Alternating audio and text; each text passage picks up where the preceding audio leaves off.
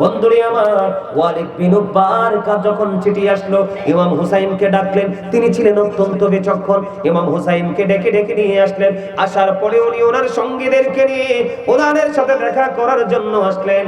আসার পরে বন্ধু এখানে যখন দেখা হলো, দেখা হওয়ার পরে বললেন ইয়াজিদের উপর বায়াত গ্রহণ করার জন্য নাকি চাপ সৃষ্টি করা হলো।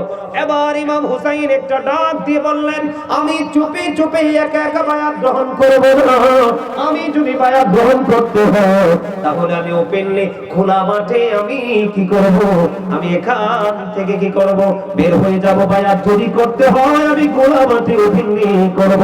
বন্ধু এই কথা বলার পরে মারওয়ান ইবনে হাকাম ছিলেন আহলে বাইত বিদ্বেষী, অত্যন্ত দুষ্ট, অত্যন্ত নষ্টমনা মানুষ।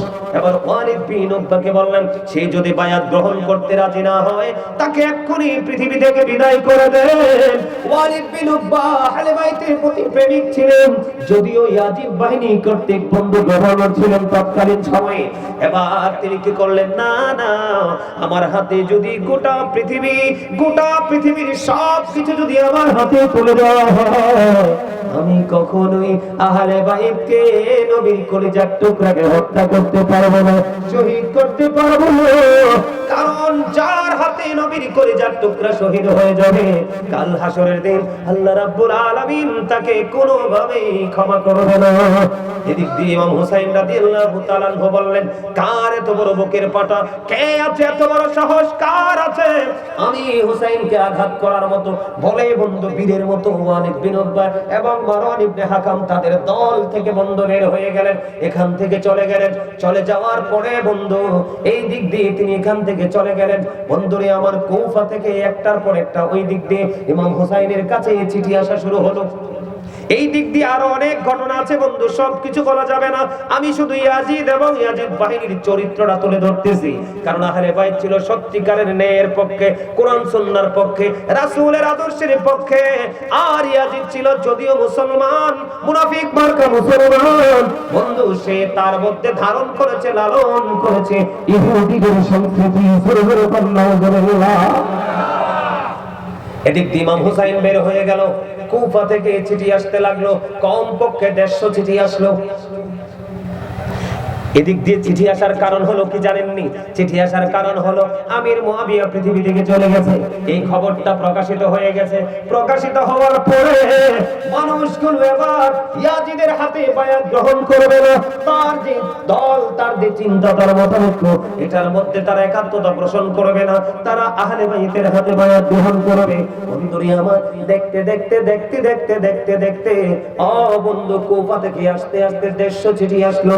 চিঠি আসার পরে ইমাম হুসাইন কুফা যাওয়ার জন্য বন্ধু আগ্রহ পোষণ করলো, কিন্তু আগ্রহ পোষণ করার পরে তিনি কুফার অবস্থাটা পর্যবেক্ষণ করার জন্য তিনি পাঠিয়ে দিলেন মুসলিম বিন আকিলকে। জোরে জোরে কন্যা আল্লাহু আকবার। বন্ধুরে আমার, ওনার অত্যন্ত ঘনিষ্ঠ প্রিয়জন, তিনি মুসলিম বিন আকিলকে পাঠিয়ে দিলেন। পাঠিয়ে দেওয়ার পরে কিতাব প্রমাণ করেছে মুসলিম বিন আকিল কুফায় যাওয়ার পরে কয়েকদিনের মধ্যে হুসাইনের পক্ষে কমপক্ষে 18,000 মানুষকে হুসাইনের পক্ষে, নবীর পক্ষে বায়াত করিয়ে ফেলেছে।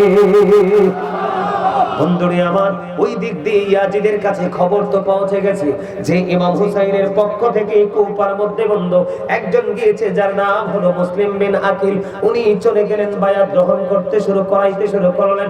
করতে করতে এর মধ্যে বন্ধু এই মুসলিম বিন আকিলকে হত্যা করার জন্য, মুসলিম বিন আকিলকে ঘায়েল করার জন্য ইয়াজিদ বাহিনী প্রণোদনা দেওয়া শুরু করে দিল। বন্ধুরে আমার, তাড়াতাড়ি করে বলতেছি, অনেক সময় হয়ে গেছে। মুসলিম বিন আকিলকে হত্যা করার জন্য, মুসলিম বিন আকিলকে ধরার জন্য ইয়াজিদের পক্ষ থেকে বন্ধু একজন দূত নিয়োজিত করা হলো। ওই পক্ষ থেকে বন্ধু মাত্র 3000 দিরহাম। কত হাজার? 3000 দিরহাম দেওয়া হলো মুসলিম বিন উজ্জার কাছে। ওর কাছে যখন 3000 দিরহাম দেওয়া হলো, ইয়াজিদ বাহিনীর কথা হবে মধুর চেয়ে মিষ্টি, চরিত্র হবে ফেরাউনের মতো, আত্মাটা হবে বাঘের চাইতে হিংস্র। আপনারা বললে অবাক হয়ে যাবেন।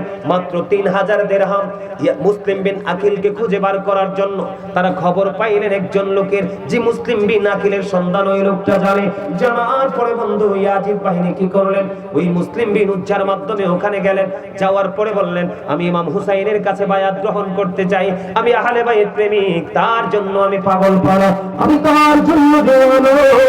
এই কথা বলার পরে আমি তার জন্য কিছু হাদিয়া নিয়ে এসেছি, মাত্র 3000 দিরহাম। জোরে জোরে কন্যা নাউজুবিল্লাহ। মূলত কিন্তু আহলে বাইত প্রেমিক না, নবীর প্রেমিক না, হুসাইন প্রেমিক না। ও বন্ধু, তারা তথ্য সংগ্রহ করার জন্য চলে গেল। এই দিক দিয়ে ইমাম হুসাইনের পক্ষ থেকে যখন মুসলিম বিন আকিল বায়াত গ্রহণ করতেছে, একদিক দিয়ে ইমাম হুসাইনের পক্ষের লোক উনাকে হত্যা করার জন্য ইয়াজিদ বাহিনী উঠে পড়ে লেগেছে। তৎকালীন সময় তখনকার নেতা ছিলেন ইবনে জিয়াদের নেতৃত্বে তাকে হত্যা করার পায়তারা চলতেছে। আর এই দিক দিয়ে মুসলিম বিন আকিল যখন 18,000 মানুষকে যখন বন্ধু ইমাম হুসাইনের পক্ষে কি করলেন, বায়াত করিয়ে ফেললেন। এবার তিনি চিঠি পাঠিয়ে দিলেন ইমাম হুসাইনের কাছে যে কুফার অবস্থা আপনার অনুকূলে, আপনি চলে আসেন। এই দিক দিয়ে ইমাম হুসাইনের কাছে চিঠি চলে গেল, ইমাম হুসাইন আসার জন্য প্রস্তুতি নিল। অন্যদিকে কুফার অবস্থা ধীরে ধীরে বন্ধু প্রতিকূলতার দিকে চলে যায়।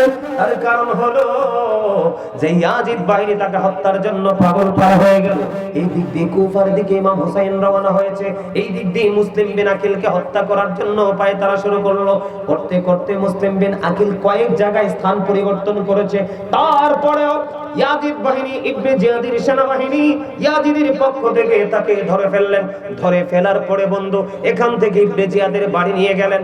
বাড়ি নিয়ে যাওয়ার পরে ইবনে জিয়াদের ছাদের উপর থেকে মুসলিম বিন আকিলকে দেখো এক জায়গায়, মাথা এক জায়গায় হত্যা করে তাকে নিচে ফেলে দিয়েছে। জোরে জোরে কন্যা নাউজুবিল্লাহ।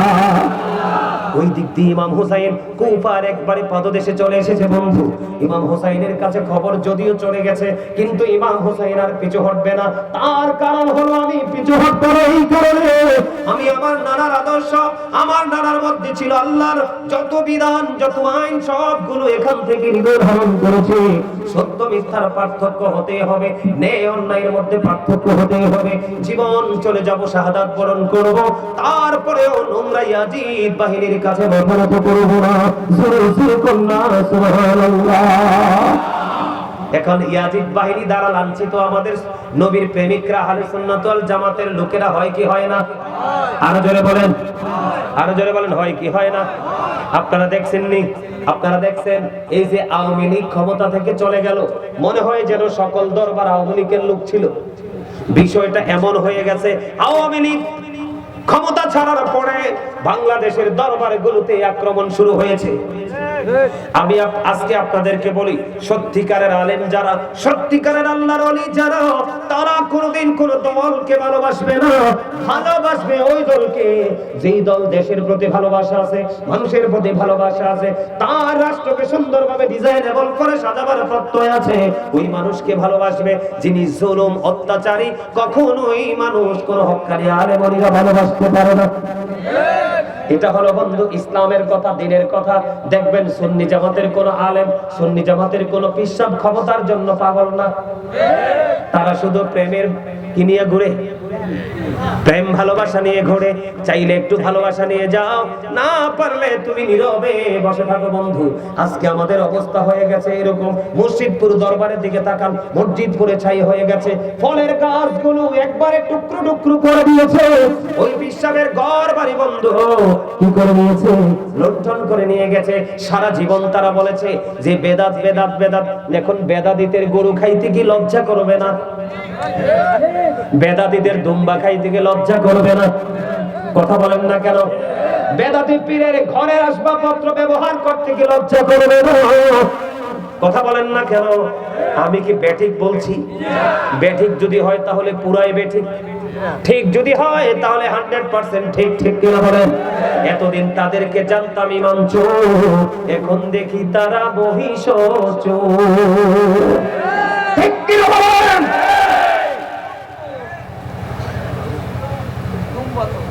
ওট চোর, গরু চোর, দুম্বা চোর, ছাগল চোর, গাছ চোর, ঘর বাড়ি চোর, এবং বড় চোর হলো বন্ধু ইমাম চোর। এই চোরদের কাছে গেলে দেখবেন নবীরে যত ছোট করা যায়, জোরে বলেন নাউজুবিল্লাহ। এই কারণে দেখবেন এখন টুপি দেখলে, মোল্লা দেখলে সাধারণ মানুষ ভয় পায়। আসলে সব মোল্লা এক কাতারের নয়। নবীর প্রেমিক হুসাইনি কাফেলার মোল্লা হলো একটা দল, যেটার নাম হলো আহলুস সুন্নাত ওয়াল জামাত। আল্লাহ রাসূল বলেছে আহলুস সুন্নাহ ওয়াল জামাত ইজ দা বেস্ট পার্টি। আর ৭৩ দলের মধ্যে ৭২টাই বন্ধ ঝামেলা। আপনারা অপেক্ষা করেন, আপনাদের এখানেও আসবে।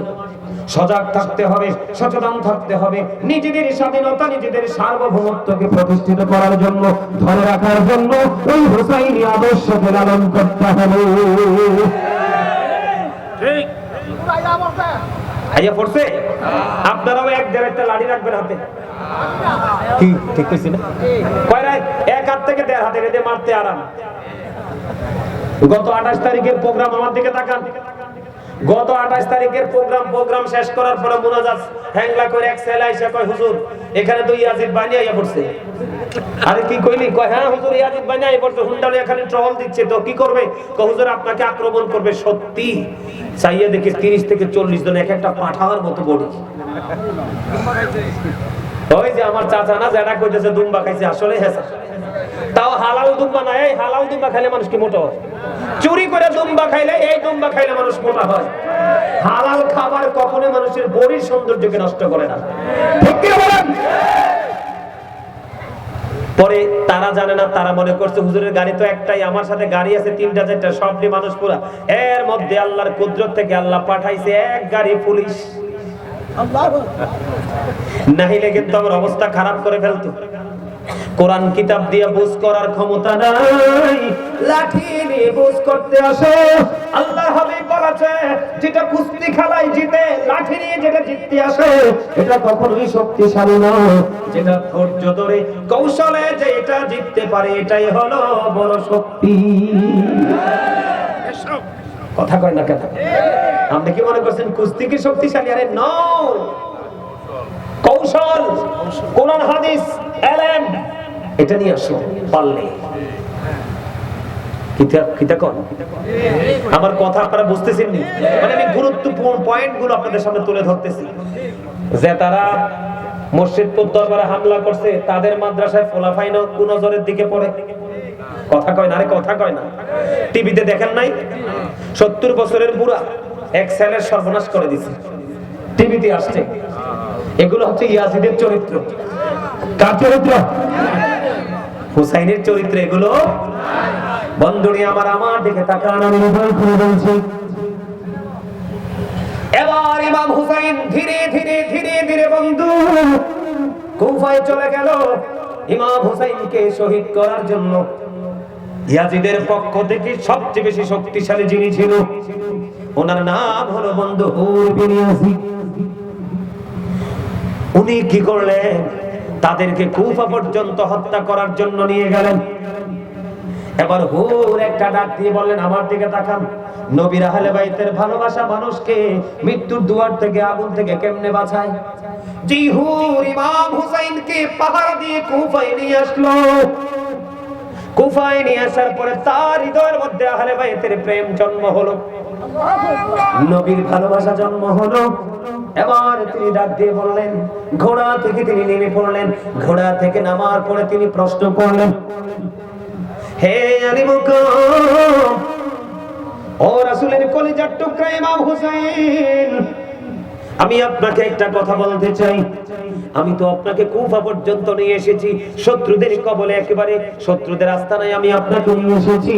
আমি যদি এখন তওবা করি, আল্লাহ আমাকে ক্ষমা করবে কিনা? জোরে জোরে বলেন সুবহানাল্লাহ। তার নাম হলো বন্ধু হুর। এবার ইমাম হুসাইন একটা ডাক দিয়ে বললেন, সত্যি যদি তুমি হৃদয় থেকে তওবা করো, সত্যি যদি তুমি ভালোবেসে তওবা করো, তাহলে আল্লাহ রাব্বুল আলামিন তোমাকে ক্ষমা করে দিবে। চলো কন্যা সুবহানাল্লাহ। এবার ইমাম হুসাইন বললেন, তুমি ঘোড়া থেকে নামো, তুমি ঘোড়া থেকে নেমে আসো। এবার হুর বললেন, না না, আমি ঘোড়া থেকে নামবো না, আমি আপনার দলের হয়ে সর্বপ্রথম আপনার জন্য সীসা ডালা দেয়াল হয়ে যাব। আমার লাশ যদি পড়ে, আমার শহীদি লাশ যদি পড়ে, আমার জীবিত অবস্থায় আমি নামবো না, আমি শহীদ হয়ে আপনার কদমে আসবো। সবচেয়ে বেশি শক্তিশালী, সবচেয়ে বেশি পাওয়ারফুল, যার ক্ষমতার কাছে বন্ধু সহজে কেউ দাঁড়িয়ে থাকতে পারে না। এখান থেকে বন্ধু চলে এলো আস্তে আস্তে আস্তে আস্তে করে কারবালার দিন। এদিক দিয়ে কিন্তু তাদের জন্য পানি বন্ধ। কি বন্ধ? ফোরাত নদীর পানি বন্ধ। তাদের জন্য কোনো পানির ব্যবস্থা নাই বন্ধু। মুনাফিক কেমন আপনি চিন্তা করেন, ইয়াজিদ বাহিনী কেমন চিন্তা করেন, যারা ইমাম হুসাইন এবং ওনার সঙ্গীদেরকে হত্যা করেছে, ওরা কিন্তু ইমাম হুসাইনের পিছনে নামাজও পড়েছে। নাউজুবিল্লাহ বলেন না। এবং যখন পানি চেয়েছিল কুফায় ঢোকার পরে, ইমাম হুসাইনের সঙ্গীদের থেকে তাদেরকে পানিও খাওয়াইছিল। একটু পরে যারা হত্যা করবে দেখছেন নি মানবতা, প্রেম, ভালোবাসা, ওনারা জানে তারা হত্যা শহীদ হয়ে যাবে, তারপরেও বন্ধু একটা সেকেন্ড দেরি করে আল্লাহু আকবার।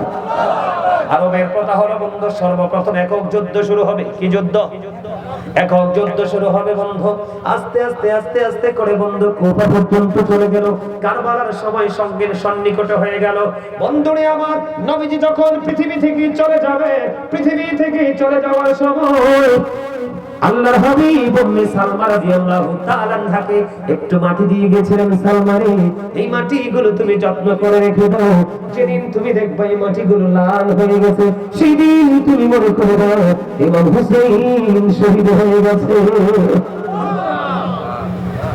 উম্মে সালমার মাটিগুলো বন্ধু লাল হয়ে গেল। ওই দিক দিয়ে স্বপ্ন দেখলেন। হযরতে জয়নব প্রশ্ন করলেন, ভাইজান আপনি কি সিদ্ধান্ত নিয়েছেন? এবার ইমাম হুসাইন রাদিয়াল্লাহু তাআলা আনহু বললেন, আমি স্বপ্নে আমার নানার সাথে দিদার হয়েছে। আমার নানা আমাকে বলেছে অল্প কিছু সময়ের মধ্যে আমার নানার সাথে আমার দেখা হয়ে যাবে। আর মানে আমার শহীদের সময় চলে এসেছে। জয়নব কান্দে বন্ধু, কান্না থামাতে পারে না। কোনো ভাই চলে যাবে, এই কথা শুনলে কোনো বোন কোনোদিন স্থির থাকতে পারে না, কারণ বোনেদের অনেক বেশি প্রেম থাকে ভাইদের প্রতি। ঠিক কিনা বলেন? যদিও মেয়েরা শ্বশুর বাড়িতে থাকে, যদি বাবা মা থাকে তাদের খবর, যদি বাবা মা না থাকে ছোট্ট একটা ভাই অথবা বড় একটা ভাই আছে, একটা মিনিটের জন্য ভাইয়ের খবর নেওয়ার জন্য পাগল হয়ে যায়। বন্ধুরে আমার, জয়নব পাগল হয়ে গেল। ও বন্ধু, কি এমন অবস্থা, আমার নবীজির সাথে দিদার হবে। এবার জয়নব বুঝতে পারলেন মর্মান্তিক যে জায়গায় আমি আপনাদেরকে নিয়ে এসেছি বন্ধু।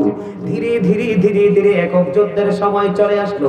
সর্বপ্রথম যখন যুদ্ধের ময়দানে যাবে, ইয়াজিদ বাহিনীর বিপক্ষে যখন লড়বে, হযরত আলী একবার বন্ধু দাঁড়িয়ে গেল। বাবা, বাবা গো, আমাকে অনুমতি দেন। কপালে চুমু খেয়ে তাকে অনুমতি দিয়ে দিলেন। যুদ্ধের ময়দানে চলে গেলেন। যুদ্ধ করতে করতে করতে করতে করতে করতে বন্ধু ইয়াজিদ বাহিনীকে বন্ধু ছত্রভঙ্গ করে দিলেন। এদিকে তো পানি নাই, পানির তৃষ্ণায় পাগল পারা। 3 দিন পর্যন্ত পানি নাই, ফুরাত নদীর পানি বরাদ্দ বন্ধ করে দিয়েছে। বন্ধুরে আমার, অনেকক্ষণ যুদ্ধ করে আসার পরে এবার কি করলেন?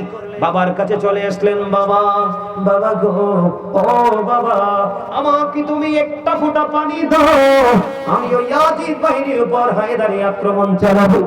এই কথা বলার পরে বন্ধু কত হৃদয় বিদারক খবর, কত যন্ত্রণার কথা। ইমাম হুসাইন রাদিয়াল্লাহু তাআলা আনহু তিনি কি করলেন? তিনি বললেন, আমার দিকে তুমি একটু নজর দাও। ইমাম হুসাইনের শুষ্ক জিহ্বাটা বের করে দিল। আল্লাহু আকবার বলেন না। শুষ্ক জিহ্বাটা বের করে দিয়ে বলে, বাবা, বাবা গো, আমিও তো তোমার মতো আজকে তৃষ্ণার্ত, আমার কাছে তো পানি নেই, আমি কি দিব? আমি যখন মাঝে মাঝে পেরেশান হয়ে যেতাম, আমার কলিজার টুকরা হযরত মুহাম্মদ রাসূলুল্লাহ সাল্লাল্লাহু আলাইহি ওয়াসাল্লাম আমার নানা আমাকে আমার নানার জিহ্বাটা বের করে দিত, আমি আমার নানার জিহ্বাটা চষে নিতাম। বাবা, বাবা গো, আমার কাছে পানি নাই, আমি কি করব? জিহ্বাটা বের করে দিলেন। বন্ধু, কত কষ্ট, কত যন্ত্রণা, কত ত্যাগ ইমাম হুসাইন করেছে রে। শুধুমাত্র নানার এই আদর্শকে বাস্তবায়ন করার জন্য। বন্ধুরে আমার, এবার ইমাম হুসাইনের জিহ্বাটা একটু বের করে দিল। ইমাম হযরতে আলী আকবর ইমাম হুসাইনের শুষ্ক জিহ্বাটা বন্ধু চষলো, চষে আবার কি করলেন, যুদ্ধের ময়দানে চলে গেলেন। যুদ্ধ শুরু করলো, আবার পুনরায় যুদ্ধ শুরু করলো। যুদ্ধ করতে করতে করতে করতে হঠাৎ করে ইমাম হুসাইন একটা আওয়াজ পেলেন, বাবা বাবা গো, আমাকে সাহায্য করো। এবার বন্ধু ইমাম আলী আকবরের বুকের মধ্যে তীর বিদ্ধ হলো, রক্তের বন্যা বয়ে গেল। ইমাম হুসাইন দৌড়ে চলে গেল, যাওয়ার পরে দেখলেন আদরের টুকরা করে যার টুকরা ওই কারবালার ময়দানে শাহাদাত বরণ করেছে। ইন্না লিল্লাহি ওয়া ইন্না ইলাইহি রাজিউন। যখন তিনি শহীদ হয়ে গেলেন বন্ধু, ইমাম আলী আকবর শহীদ হওয়ার আগ মুহূর্তে ইমাম হুসাইনের একটা চুলদারিও পাকা ছিল না। যখন আলী আকবরের এই পবিত্র দেহটা যখন ওনার কাঁধের মধ্যে উঠাইয়া তাপুর দিকে যখন রওনা হলো, ইমাম হুসাইনের সবগুলো চুলদারি পাইকা সাদা হয়ে যায়। আল্লাহু আকবার। বন্ধুরে আমার, হযরতে আলী আকবরকে তীর বিদ্ধ করে তীর মেরে ওনাকেও শহীদ করে দিল। জোরে কন্যা ইন্না লিল্লাহি ওয়া ইন্না ইলাইহি রাজিউন। দেখতে দেখতে দেখতে দেখতে বন্ধু একক যুদ্ধ শেষ হয়ে গেল। এবার একমাত্র হুসাইন রাদিয়াল্লাহু তাআলা আনহুর পালা। এখন কি করব? ইমাম হুসাইন রাদিয়াল্লাহু তাআলা আনহুকে আক্রমণ করার সাহস কেউ পায় না। তারপরেও ইমাম হুসাইন রাদিয়াল্লাহু তাআলা আনহু যুদ্ধের ময়দানে গেল, চতুর্দিক দিয়ে ওনাকে আক্রমণ করা হলো। ওনার সাথে যুদ্ধ চলতে চলতে চলতে বন্ধু একটা পর্যায়ে তিনি বুঝতে পারলেন জোহরের নামাজের সময় হয়ে গেছে। এবার একটা ডাক দিয়ে বললেন, এখন নামাজের সময় বুঝি হয়েছে? কয় হ, নামাজের সময় হয়েছে। কয় আমাকে শহীদ করে দিবা, কোনো দুঃখ নয়, তোমরা আমাকে একটু সুযোগ দাও, আমি আমার জীবনের শেষ একদাটুকু আমার মালিকের কদমে দিতে চাই।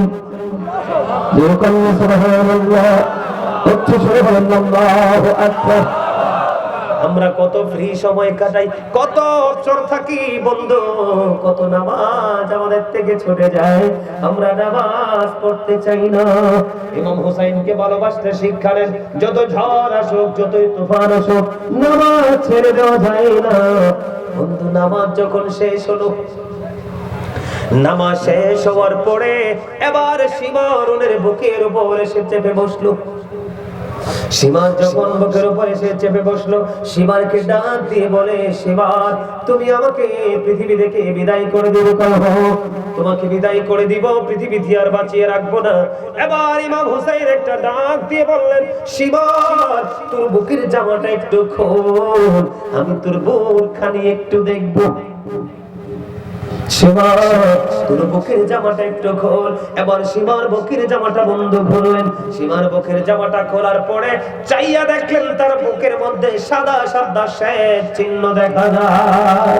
জোরে জোরে কন্যা আলহামদুলিল্লাহ। আমরা বাংলাদেশে এটাকে শ্বেত রোগ বলি, হাদিস শরীফের ভাষায় এটাকে দবল অথবা কুষ্ঠ রোগ বলা হয়। এবার শিবরের বুকের জামাটা বন্ধ করলো, খোলার পরে ইমাম হুসাইন একটা ডাক দিয়ে বলল, তুই বুঝি সেই বদকিসমত, আমার নানা আমাকে বলে গেছে সাদা সাদা দাগের কুকুরগুলো আমার বাগান হরণ করে নিয়ে যাবে। জোরে জোরে কন্যা নাউজুবিল্লাহ। বন্ধুরে আমার, অসংখ্য ইয়াজিদ বাহিনীর মাঝে মাত্র ৭২ জন সদস্য। বন্ধুরে আমার, এবার কি করলেন? ইমাম হুসাইনকে শাহাদাত করে দিলেন, দেহ থেকে মাথাটা আলাদা করে দিলেন। আলাদা করে দেওয়ার পরে এরপরেও বন্ধু ইয়াজিদ বাহিনী ক্ষান্ত হয় নাই। এই কুফার মধ্যে ধুলাবালির মধ্যে ইমাম হুসাইনের ওই পবিত্র দেহ এবং ওনার সঙ্গে যারা আরো সঙ্গী, তাদের এই পবিত্র দেহের মধ্যে ঘোড়া দিয়ে বন্ধু প্রজ্বলিত করা হয়েছে। জোরে জোরে নাউজুবিল্লাহ। বন্ধুরে আমার, আমি আপনাদেরকে বলি, ইমাম হুসাইন যখন শহীদ হইল, ওই ইমাম হুসাইন শাহাদাত বরণ করার সঙ্গে সঙ্গে সিরিয়ার যে কোনো পাথর যখন সরানো হতো, তাজা রক্তবন্ধ প্রবাহিত হতো। ওই বাইতুল মুকাদ্দাসে আপনার জ্বলন্ত পাথর আছে জানেননি? ওখান থেকে বন্ধু তাজা রক্ত প্রবাহিত হয়েছে। ইমাম হুসাইন যখন শাহাদাত বরণ করেছে, আসমানের ফেরেশতারা পর্যন্ত ক্রন্দন করেছে, হাদিস শরীফের মধ্যে এসেছে জিনেরা পর্যন্ত ক্রন্দন করেছে। বন্ধু সঙ্গে সঙ্গে সূর্য গ্রহণ হয়েছে, এত অন্ধকার হয়েছিল, মনে হয়েছিল যেন কিয়ামত সেদিন কায়েম হয়ে যাবে। বন্ধু ইমাম হুসাইনের শহীদ কেউ বন্ধু মেরে দিতে পারেনি। মানুষ বলেন, জিন বলেন, সব কিছু বন্ধু ইমাম হুসাইনের শোকাহত হয়েছে ইমাম হুসাইনের শাহাদাতে। এবার বন্ধু ইয়াজিদ বাহিনী কি করলেন? ইমাম হুসাইনকে শহীদ করে দিয়েছে, ইমাম হুসাইনকে শহীদ করে দিয়েছে। এই দিক দিয়ে শোনার পরে ইমাম হুসাইনের কাছ থেকে, ইমাম হুসাইনকে শহীদ করে ইয়াজিদের কাছ থেকে বন্ধু পুরস্কারের জন্য ইয়াজিদের বাড়ির দিকে রওনা হলো ইয়াজিদ বাহিনী। যাইতে যাইতে যাইতে যাইতে যাইতে যাইতে বন্ধু পথি মধ্যে অন্ধকার হয়ে গেল। অন্ধকার যখন হয়ে গেল, অন্ধকার হয়ে যাওয়ার পরে রাস্তার মধ্যেই তারা একটা তাবু গাড়লেন। রাস্তার মধ্যে যখন তাবু গাড়লেন, যেখানে তারা তাবুটা গেড়েছিল ওখানে বসবাস করত একটা খ্রিস্টান পাদ্রী। পাদ্রী বুঝতে পেরেছে রাসূলের কলিজার টুকরারে পবিত্র মাথা নিয়ে যাচ্ছে ইয়াজিদের কাছে পুরস্কারের জন্য। এবার পাদ্রী খবর পেয়ে ছুটে আসলেন ইয়াজিদ বাহিনীর কাছে। ওরে ইয়াজিদ বাহিনী, তোরা কতটা বদকিসমত, তোদের বুঝি এতটুকু হাত কাঁপলো না? রাসূলের কলিজার টুকরাকে কেমন নিষ্ঠুর ভাবে তোরা শহীদ করে দিলি। তারপরে ক্ষান্ত হলি না, মাটির মধ্যে বালুর মধ্যে পদদলিত করলে। এখন আমার নির্লজ্জের মতো এই মাথাটা নিয়ে রওনা দিয়েছ ইয়াজিদের কাছ থেকে পুরস্কার নিবা। কিন্তু ইয়াজিদ পুরস্কার দেওয়ার পাত্র নয়, ইয়াজিদ ব্যবহার করেছে তোমাদেরকে। বন্ধুরে আমার, দেখেন না এরা কতটা অর্থলোভী। আজকে দেখবেন অর্থের জন্য, নিজের সুবিধার জন্য ইয়াজিদ বারকা মৌলবীরা শুধু বেদাত ফতোয়া দিয়ে দিয়ে মানুষকে আমল থেকে দূরে সরাই দিছে। আরে কথা বলেন না কেন? এক জায়গায় মাহফিলে গেছি, মাহফিলে যাওয়ার পরে মুরব্বীরা বলতেছে, আমি বলতেছি সুবহানাল্লাহ বলেন, আলহামদুলিল্লাহ বলেন, আল্লাহু আকবার বলেন। তো মুরব্বী সভাপতি আমার ডান দিকে না বাম দিকে জানে ছিল। মুরব্বী আমার ডাইকা বলে, হুজুর আমার গ্রামের মানুষের কোনো দোষ নাই হুজুর, এরা সহজ সরল মানুষ। আমি বললাম তাহলে দোষ কি আমার? কয় না না, তোমার মনে আছে রে হুজুর, এত বেশি কাঠ বললাই গ্রামে প্রকাশিত হয়েছে, দুরূদ পড়তে পারে না বেদাত, জিকির করতে পারে না বেদাত, শবে বরাত করতে পারে না বেদাত, নফল নামাজ পড়তে পারে না বেদাত, কোন মানুষকে খাওয়াইতে পারে না বেদাত, তাদেরকে দিলে, তাদের মাদ্রাসায় দিলে সব হয়ে যায় দাঁত। বুঝেন নাই? আপনারা আমার কথা শোনেন, আমি কাউকে মিন করে বলছি না, বাস্তবতা থেকে। কয়দিন আগে আমার এক ভক্ত, বৃদ্ধ এক মহিলা হঠাৎ করে ফোন দিল, আমি তো জানি না, ফোন রিসিভ করলাম। রিসিভ করার পরে ভদ্র মহিলা বলতেছে, হুজুর আপনার কাছে একটা ফয়সালা নিতে চান। বললেন কি? হুজুর আমি একটা কাজ করছি, আমার অপরাধ হয়েছে কিনা জানি না। বললাম কাজটা কি বলেন? হুজুর আমার তো আপন স্বজন কেউ নাই দুনিয়াতে, যারা আছে তারা তো আছে, আপন প্রিয় মানুষগুলো সব কবরে। আমার মন চাইছে হুজুরকে দাওয়াত দিয়ে বাড়ি একটু খাবার খাওয়াইতাম। মানুষ আজকে যেমন আপনারা আমার জন্য অনেক আয়োজন করছেন, আমার সাথে যারা ছিল তারা খেয়েছে, আমি খাইনি। গভীরভাবে খেয়াল করবেন, এটা কিন্তু আমি বানাইয়া কথা বলার মানুষ আমি নই। আমি যতটুকু জানবো ততটুকুই বলবো, ভুল ত্রুটি হতে পারে। এখন ওই ভদ্র মহিলা কি করছে, আপনার বাড়িতে আলেম দাওয়াত দিয়ে খাওয়াবে। এখন ওই যে বেদাত মার্কা, বেদাতের ফতুয়ার গাট্টি লয়ে যে যারা ঘুরে, তাদের পকেটে যাইয়া দেখেন দোনো পকেট বেদাতে ভরা। যারা আজকে বেদাত বলে ফতুয়া দেয়, তারা যে দান বাক্স খার করাইছে, এটা কি নবীর যুগে ছিল? সাহাবীর যুগে ছিল? কথা কয় না কেন? তো ওইটা তো নিতে, সেটা তো বেদাত। কই এই বেদাতের ফতুয়া তো একবারও দেয় না। আমার নবী ইমামতি করেছেন, সাহাবাই কেরাম ইমামতি করেছেন, ইমামতি করে নবী এবং নবীর সাহাবীরা কি কোনোদিন টাকা নিছে? নিছে? এখন মোল্লারা তো টাকা ছাড়া ইমামতি করে না, তো এটা তো বেদাত। কই ওই বেদাতের কথা তো একবারও কয় না। কথা বলেন না কেন? নবীজির জামানায়, নবীজির সাহাবাই কেরামের জামানায় আপনার মসজিদ এভাবে চিহ্নিত করে কাতার চিহ্নিত করা হয় নাই। এই যে মসজিদে কাতার করছেন না টাইলস দিয়ে, ওই যুগে তো ছিল না। এখন এটা তো বেদাত। কই এই বেদাতের কথা একবারও কয় না। কইলে আর খানা নাই, যে চাচা ঠিক কথা বলছে। আমার কথা কি আপনারা বুঝতে পারছেন? এই আমার দিকে তাকান, নবীর জামানায় সাহাবের জামানায় কি এরকম স্টেজ করে আলোকসজ্জা করে ওয়াজের জলসা হইতো? না। কই এটাও তো বেদাত। কই এটার কথা তো একবারও কয় না, কারণ এখানে বসলেই না টাকা। কথা কয় না কেন? এখানে বসলে কি টাকা? এই যে বাচ্চা কাচ্চারা রাস্তা নামাই যে পড়া নাই লেখা নাই, টাকা কালেকশন করে আসো, রিসিভ বুক দিয়ে দিয়ে পাঠাই দিয়ে রাস্তায় এক জেলা থেকে আরেক জেলা, এটাও তো বেদাত। কই এটার কথা তো একবারও কয় না।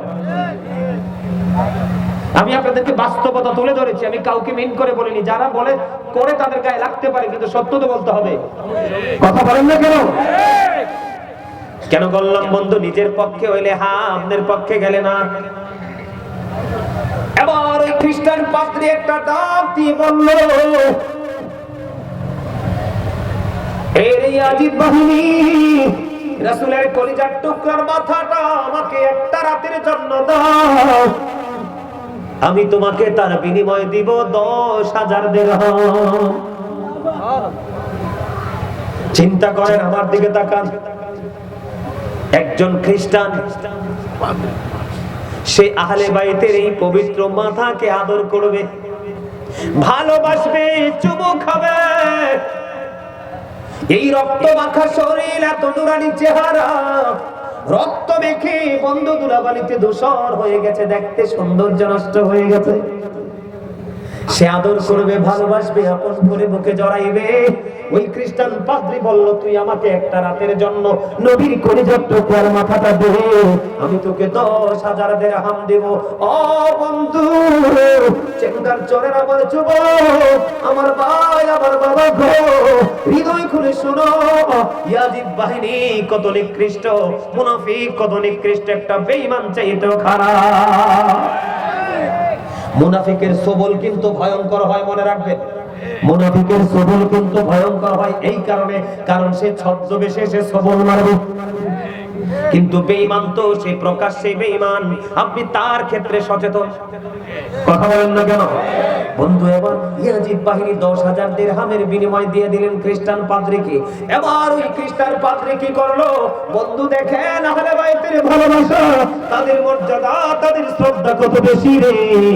ও বন্ধু, এবার কি করলেন? ওই খ্রিস্টান পাদ্রী ইমাম হুসাইনের মাথাটা নিলেন, নিয়ে উঁচু একটা জায়গার মধ্যে রাখলেন।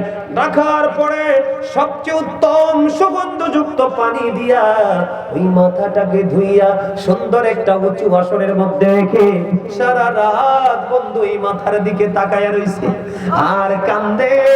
খ্রিস্টান পাদ্রীর চোখ দিয়ে ঝর্ণার মতো পানি পড়ে আর কান্দে রে। তিনি বললেন, আমি যখন ওই ইমাম হুসাইনের মাথাটা যখন উঁচু জায়গায় রেখে যখন তাকায় লইলাম, আমি স্পষ্ট করে দেখতে পেয়েছি সাদা, একবারে সাদা নুরানি পাখি ওই মাথাটার চারপাশে শুধু তাওয়াফ করতেছে।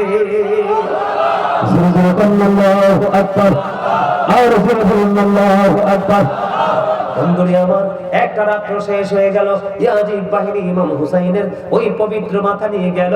যখন ইয়াজিদের বিবি হিন্দা যখন জানতে পারলো ইমাম হুসাইনকে শহীদ করে দিয়েছে, ইয়াজিদের বিবি বন্ধু বিষয়টাকে সহজভাবে নিতে পারে নাই। জোরে জোরে আল্লাহু আকবার।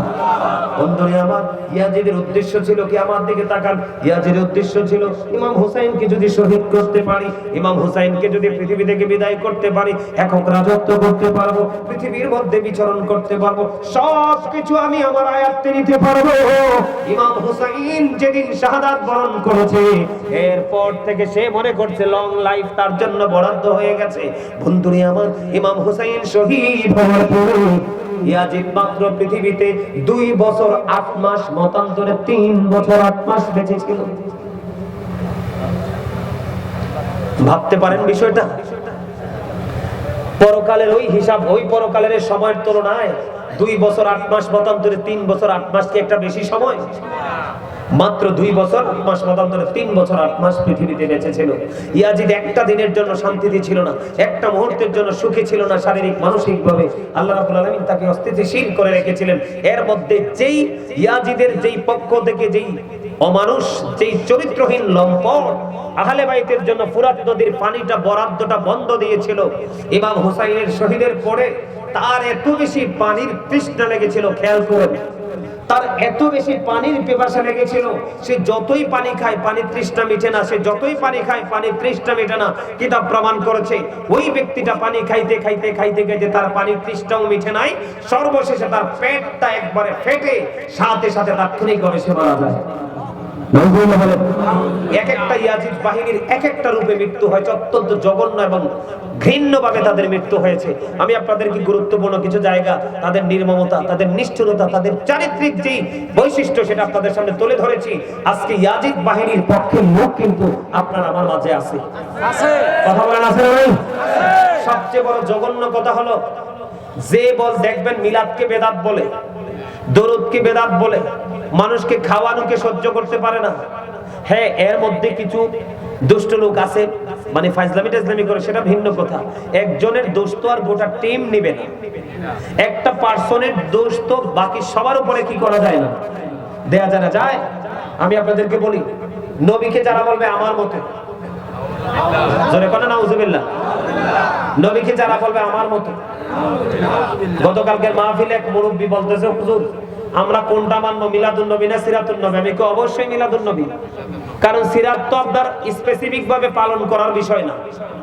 এই কোন কর্মের কি দিবস আছে? কথা কয় না।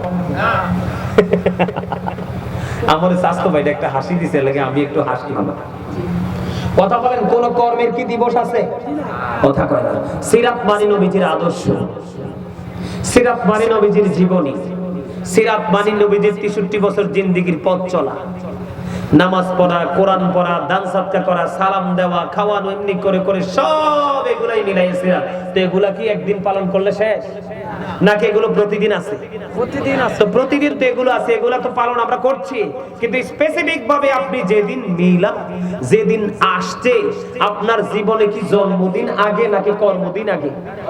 আমি মেনে নিলাম তর্কের খাতিরে আপনি কর্ম দিবসটা পালন করবেন, কি করবেন, কিন্তু আগে তো আপনার আশা। কথা কয় না? আগে কি আপনার আশা, তারপরে না আপনার কর্ম।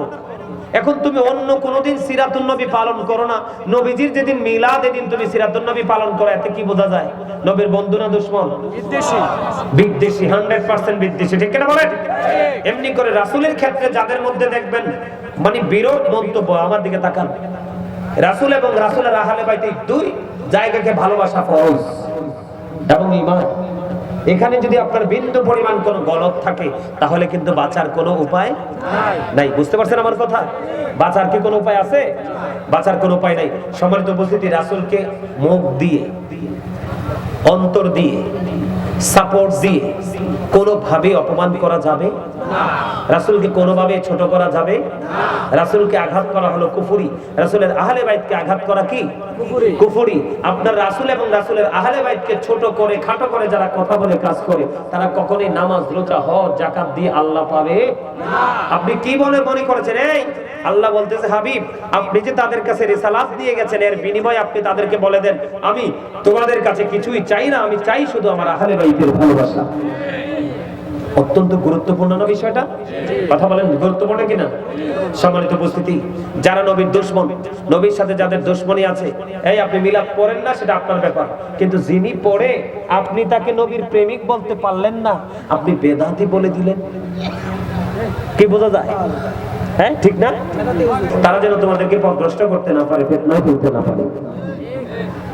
কথা বুঝে আসছে? এই যে দুইটা জায়গা আমি আপনাদেরকে ছোট্ট ছোট্ট করে পার্থক্য করে দিলাম, আপনারা বুঝতে পারছেন?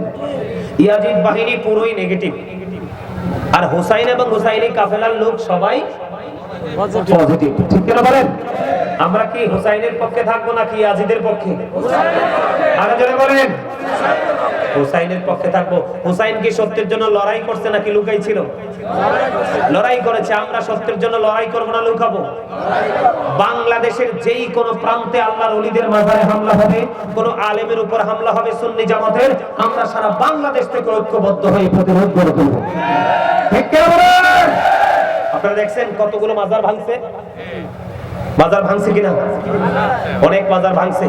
তবে সব শ্রেণীর মানুষ, এখানে কোনো সুন্নি না, সব শ্রেণীর মানুষের কলিজার মধ্যে আঘাত লাগছে মুর্শিদপুরের ঘটনা। মানুষকে কাঁদিয়েছে। এখানে কোনো সুন্নি টুন্নি বা কোনো দল, আমি দেখেছি ম্যাক্সিমাম মানুষকে হুজুর দল মত নির্বিশেষে, আরে ভাই আমার দিকে তাকান, আপনার আল্লাহর ওলি তো থাক দূরের কথা, সাধারণ কোন মানুষের কবরকে অসম্মান বা অপমান করা যাবে না। এদিকে তাকান, হাদিস শরীফের মধ্যে এসেছে আল্লাহ রাসূল বলেছে একটা কবরের উপরে বসার চাইতে একটা মানুষের জামায় আগুন লাগাই দিল, আগুনে তার জামাটা পুড়ে ফেললো, জামাটা পুরা শেষ হয়ে তার বডিটা পুরো ছাই হয়ে গেল, এটা তার জন্য অনেক উত্তম একটা কবরের উপরে বসার চাইতে। কথা বুঝতে পারছেন আমার? মানে আপনার গা আপনি আগুন লাগিয়ে পুড়ে ফেলা অনেক উত্তম কাজ একটা মুসলমানের কবরের উপরে বসার চাইতে। হাদিস শরীফের মধ্যে এসেছে মৃত ব্যক্তির হাড় ভাঙা আর জীবিত ব্যক্তির হাড় ভাঙা সমান অপরাধ। আপনারা দেখেন নাই সিরাজগঞ্জে এক দরবারের থেকে আপনার যে ডেড বডিটা পড়ে আছে ওটা নাকি একটা পাগলের বাজার ছিল, ওই মাটি খনন করে তার দেহগুলো এই পাই টু পাই করে খুলে খুলে বস্তা করে নিয়ে ফেলে দিয়েছে। এগুলাকে কখনো কোনো সভ্য জাতির কাজ, মুসলমানের কাজ? আপনার দেখেন এরা মন্দির পাহারা দেয়, কি করে মন্দির পাহারা দেয়, এরা মন্দির পাহারা দেয় হিন্দুদের পূজা করার জন্য, প্রোটেকশন দিয়ে দাড়ি টুপি নিয়ে, এদের লজ্জা আছে? গীতা পাঠ করে, আবার এদের গীতা পাঠ করে খুব উচ্চ আওয়াজে, আর ওই দিক দিয়ে আল্লাহর ওলির মাজার ভাঙে। আপনি চিন্তা করেন মুসলমানের ক্লাসটা কোথায়? আপনি কয়বার ডাকি, আপনি তো আর জন্য ক্ষতি করেন। কথা বলেন না, থাক থাক থাক, রাগ করেন না। আমার কথা কি আপনারা বুঝতে পারছেন? সম্মানিত উপস্থিতি, আপনাদের এখানে এসে বুঝতে পারছি নবীর প্রেমিকের অভাব নাই, তবে আমলের মধ্যেই কিন্তু আমরা সীমাবদ্ধ থাকব না। আমরা যেখানে অন্যায় হবে সেখানে প্রতিবাদ, যেখানে আমাদের দিকে ধেয়ে আসবে আমরা সেখানে প্রতিরোধ করব। করবেন তো? করবেন? আমার কথা বুঝতে পারছেন? আর জোরে বলেন। সম্মানিত উপস্থিতি, ইমাম হুসাইনের জীবনে সব ধরনের ভালোবাসা প্রেম রয়েছে, আর ইয়াজিদের জীবনে, ইয়াজিদ বাহিনীর জীবনে সকল নোংরামি রয়েছে। আল্লাহ আমাদেরকে ইয়াজিদ বাহিনীকে বয়কট করা, ইমাম হুসাইন এবং তার আদর্শকে অন্তরে ধারণ করে বাস্তব জীবনে বাস্তবায়ন করার তৌফিক দান করুন। সকলে বলুন আমিন। আরো জোরে বলেন আমিন। বাবা রে, অনেক সময় হয়ে গেছে। বিজ্ঞানীদের বিজ্ঞানী গজল গাইলে হাদিয়া লাগবে। ওমা আসবে কোন দিয়া? উত্তর দিয়া না দক্ষিণ দিয়া? হ্যাঁ, এই বিজ্ঞানীদের বিজ্ঞানী গজল কে পছন্দ করছেন? এদিকে আইয়েন। আসেনি লোক, এনে আসেনি? হাদিয়া দাম লাগতো না, এক কানার কাছে আইয়েন। আপনাদেরকে এই হাদিয়ার কথা কনের পরে দেখছেন নি সবটি কেমনে চুপ করে রয়েছে।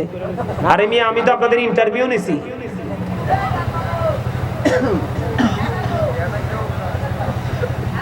হে রাসূল তোমায় ভালোবাসি, অন্তরে শুধু মুখে না,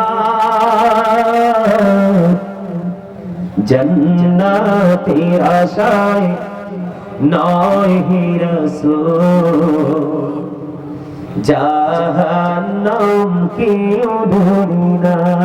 ঠিক কিনা বলেন? আমরা জান্নাতের আশায় নয়, জাহান্নামকে ভয় করে নয়, আমার মালিক বলেছে রাসূলকে ভালোবাসতে হবে। আমরা সেই দিক থেকে আমরা আমাদের প্রাণের নবীকে ভালোবাসবো, নবীর আহলে বাইতকে ভালোবাসবো, কোরআনের আইনকে মেনে চলবো।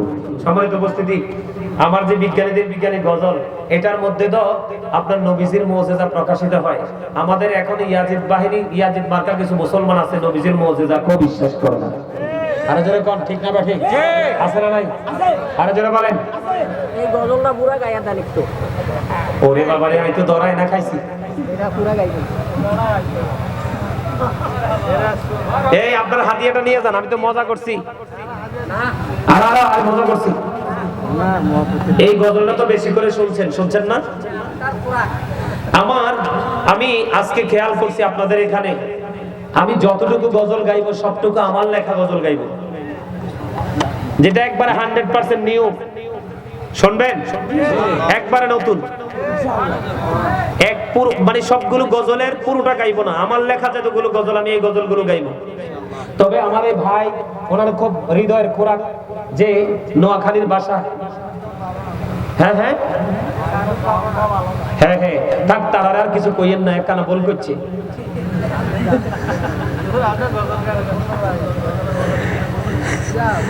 জি আচ্ছা,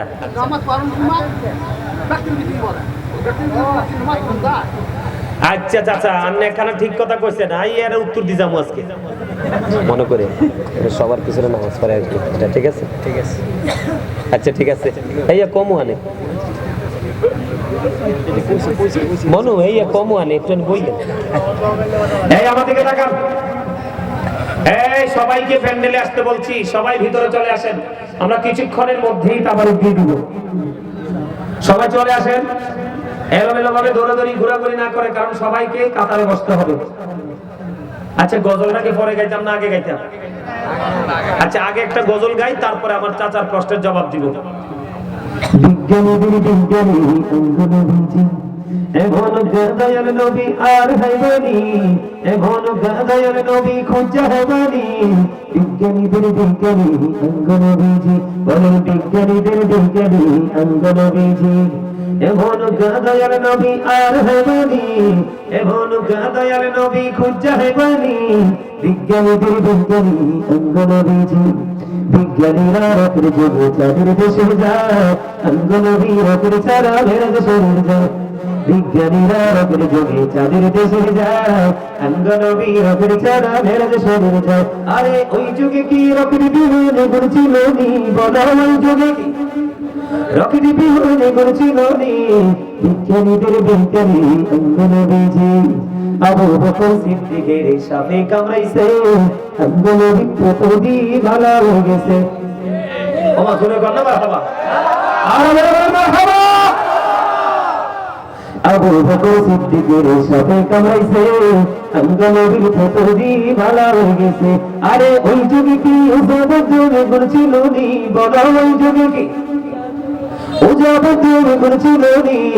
বিজ্ঞানীদের বিজ্ঞানী অঙ্গনবীজি, এখন গাদায়ার নবী আর হবানি, এখন গাদায়ার নবী খোঁজা হবানি।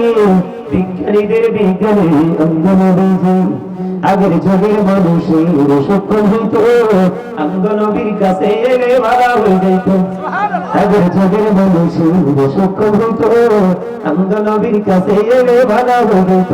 আরে সেই বালা কি এই যুগেতে করতে হবানি, বলো সেই বালা কি এই যুগে করতে হবানি।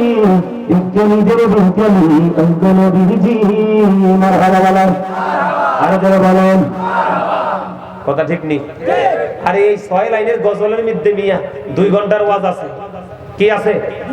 ওরে বাবারে কেনা দিছে এটা আমনে, মাশাআল্লাহ মারহাবা, আরো যারা কোন মারহাবা, আরে একটু মহব্বতে আয়োজকের অন্যতম মাহফিল আয়োজক, জানি তো আশিকের রাসূল যে চিনছি আগে।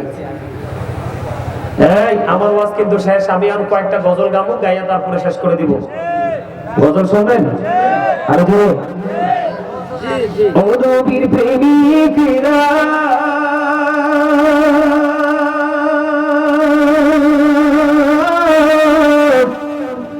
দিশহারা মনের ভয় করে না, কিন্তু মরে না। বলেন ও নবীর প্রেমিকেরা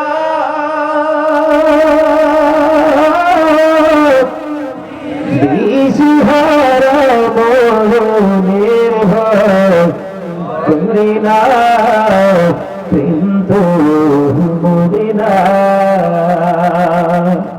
প্রেম করেছেন মুসা নবী,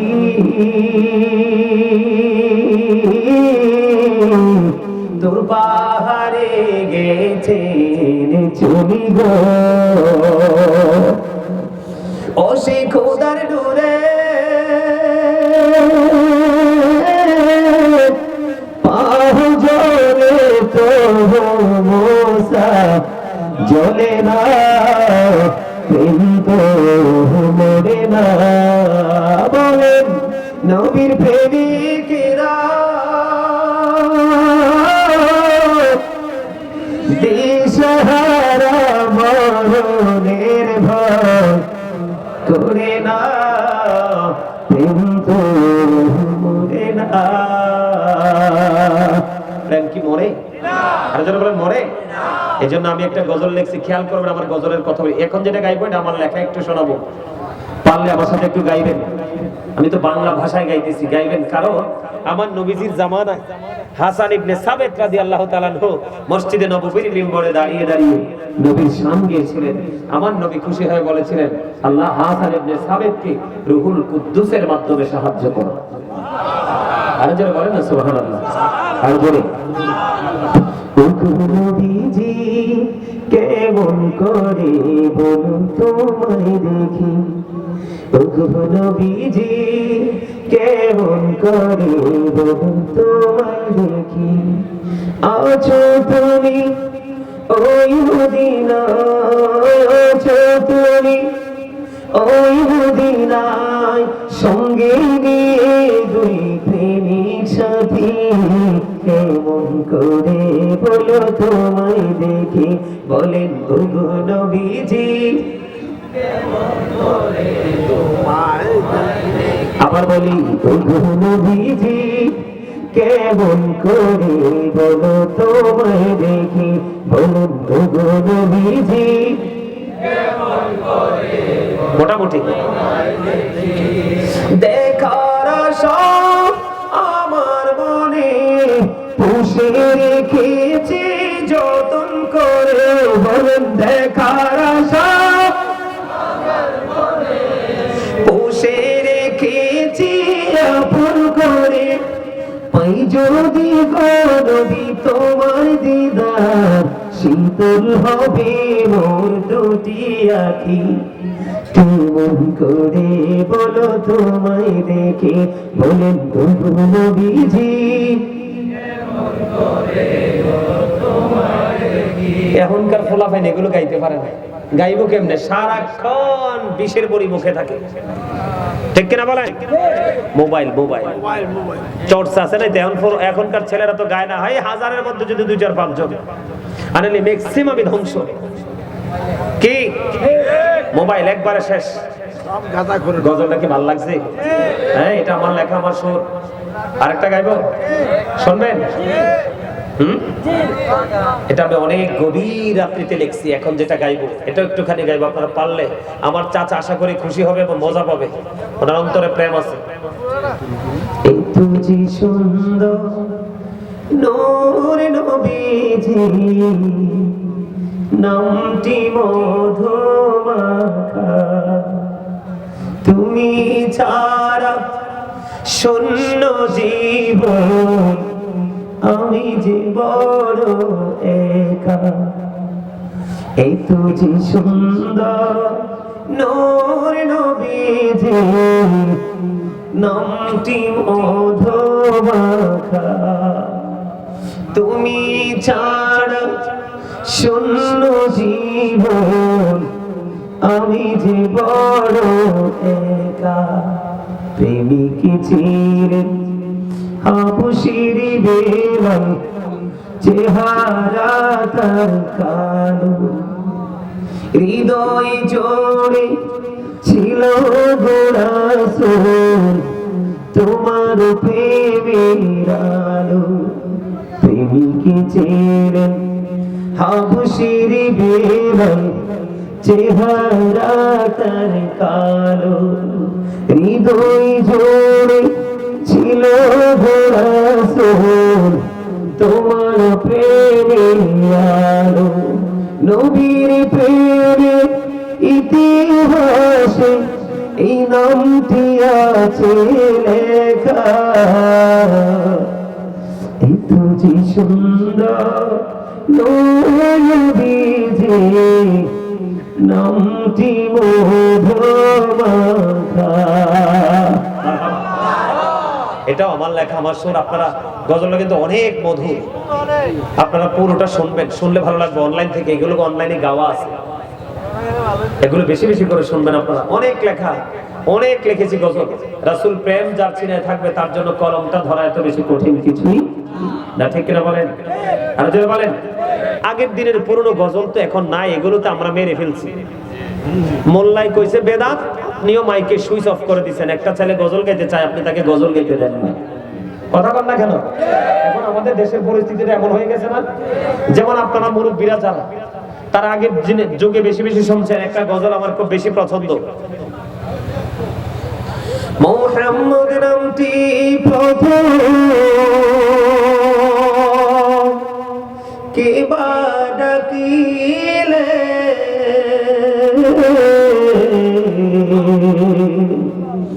কার নামে মোহনবাসী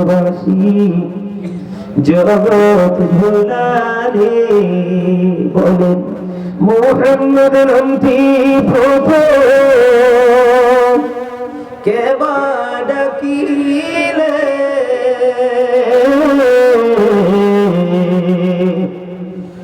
কার নামে মোহনবাসী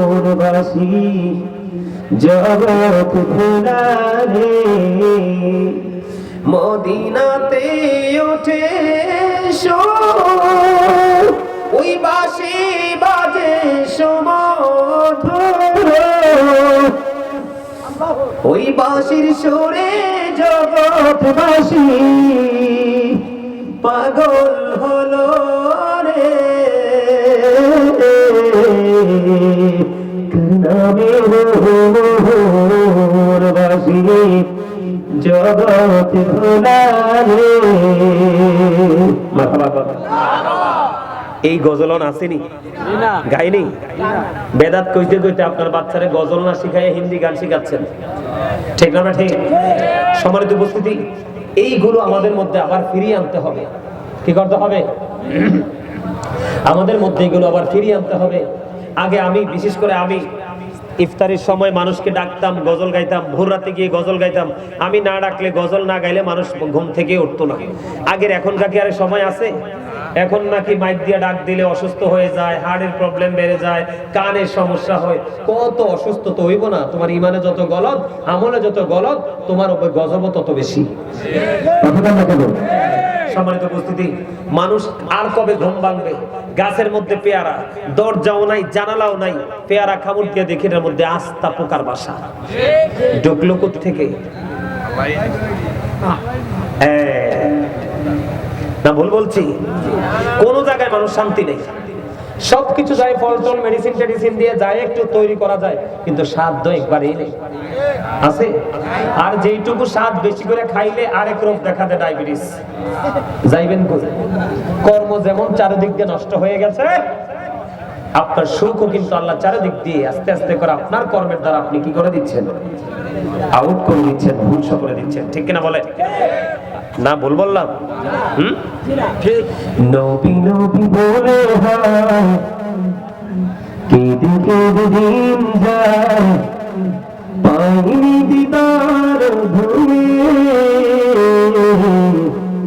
লাখো সালাম করো নবী।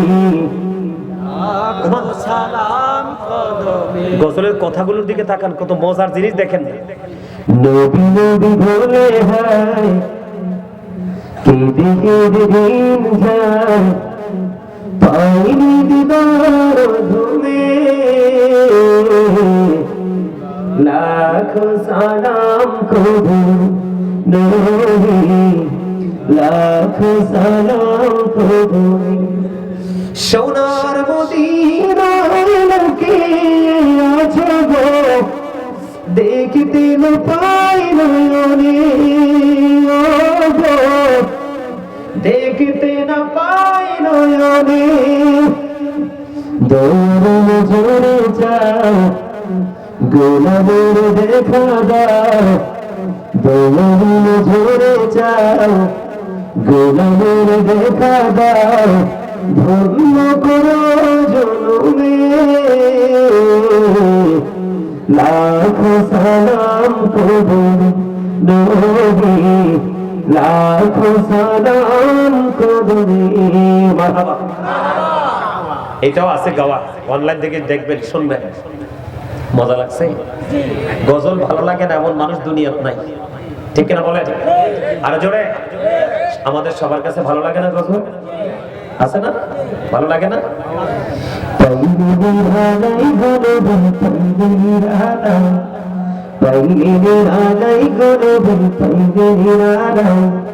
দুই কদমে চুমু খাবো, দুই কদমে চরণে ধুলি মাখবো, আমার নবী কত দূরে লোহিত সাগরের তীরে আইরে মদিনারি সোনার ঘরে আছেন তিনি সর্বদা পাইরে আলাই গো নবী পাইরে আলাই পাইরে আলাই গো নবী পাইরে আলাই